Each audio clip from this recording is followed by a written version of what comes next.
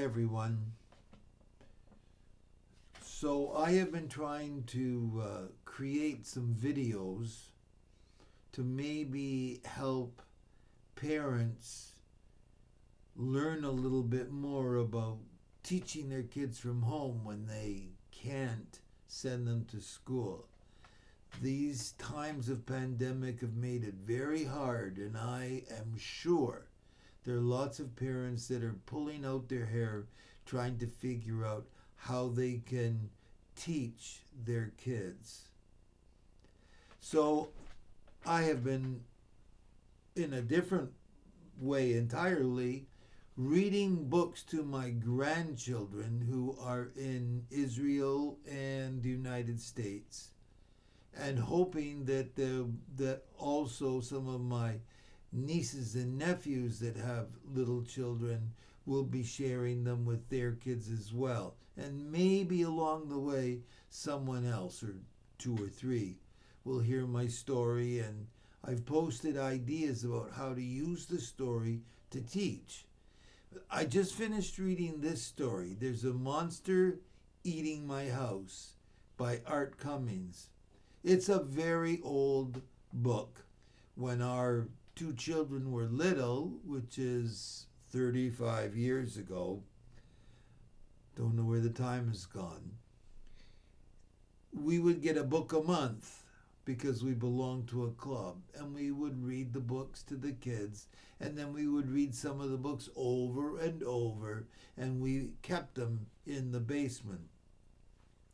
This is the book I read today, and as I was reading it, I was doing things to encourage the kids to enjoy my reading, but I realized that I could use this as an example to help you understand how you can use technology or not. You don't need technology to do this, but you can use a book like this with children anywhere from 5 years of age to 9 years of age, because it's a story that they can have fun enjoying listening to.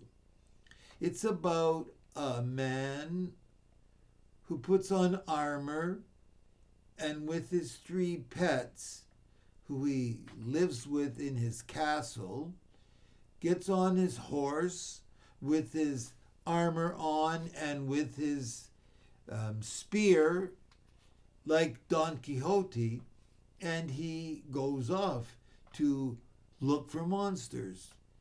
It's a very creative and imaginative story, but sometimes children love creative and imaginative stories. But this book, it occurred to me when you're finished reading it, because you're looking for ways to amuse your kids and to help them learn, you could get a child to make up a story like this. In this story, the knight goes looking for a Machinosaurus, which is a cross between a machine and a dinosaur. And the story involves how he solves the problem of this Machinosaurus that's eating things in the neighborhood. But a book like this, with a crazy idea, a Machinosaurus, you could use to adapt.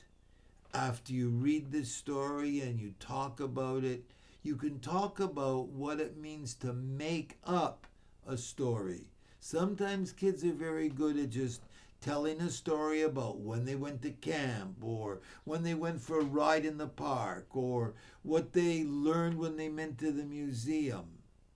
But you can also have them be very creative. A book like this, you could read it to them, and then they could make up a story of their own. If you wanted to make it easier for them to make up a story, instead of having to write it, they could use technology to tell the story facing the camera, and say, make up their story as long as they wanted it to be, because they don't have to write, they just have to talk. And then afterwards, Give them some crayons or some chalk pastels or some construction paper and let them make up an imaginary character. And then they have to describe it to you.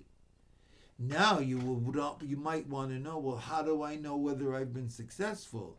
You can tell if the story makes some sense, and if they have fun making up the story, then it was successful.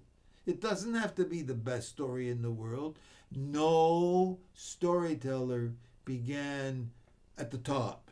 They had to learn how to make stories that interested their audience.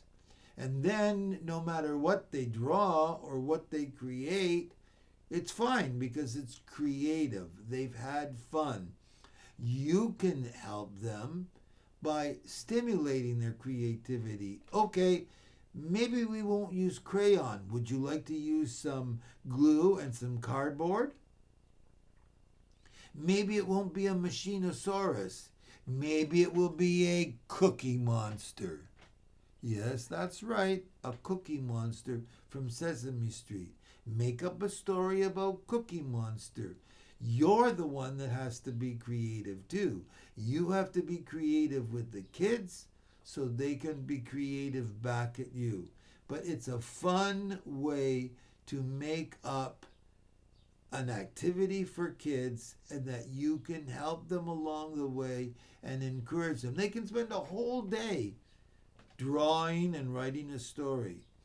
Now, using technology, they can look up stories that are nonsense stories. You can talk to them about Dr. Seuss, because Dr. Seuss certainly made up very creative characters and put them in his books. Where did those characters come from? Who was to know how popular they would be? Or Morris Sendak. When Morris Sendak wrote Where the Wild Things Are. Where the Wild Things Are, in Morris Sendak's mind, he was talking about the monsters because he was a Holocaust survivor. But young children, they don't know that. They think about the monsters in their cupboards. The monsters hiding under their bed in the dark. So you see, you just need to stimulate your creativity and think about, how can I make this such that I can relate it to my kids? That's called using lower order and higher order thinking skills. Asking the kids questions to help them think about something. And then relating that to their own experiences, and then being creative, making their own story or drawing art to go with it. Today's tip for integrating technology into the just day-to-day living with your kids. Have fun.